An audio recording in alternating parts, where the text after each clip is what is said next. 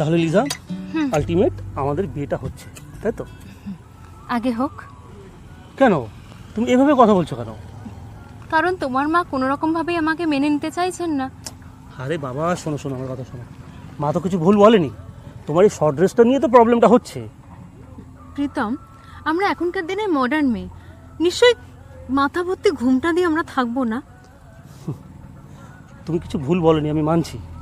দেখো আমার মাও কিছু ভুল বলেনি। আসলে কি বলো তো, আমাদের ফ্যামিলিতে না এরকম ড্রেস পরে কেউ ঘোরাফেরা করে না, তাই মা তোমাকে একটু বলেছে। তুমি এইটুকুনি করতে পারছো না আমার জন্য? লুক প্রীতম, আমি কি ড্রেস পরবো আর কি পরবো না সেটাও যদি তুমি ঠিক করে দাও তাহলে তো। আশ্চর্য। আচ্ছা তুমি কি আমাকে ভালোবাসো না? তুমি সামান্য এইটুকুনি স্যাক্রিফাই করতে পারবে না আমার জন্য? বাবা রে, তুমি তো দেখছি অমিতের থেকেও। অমিত? সেটা কি আবার?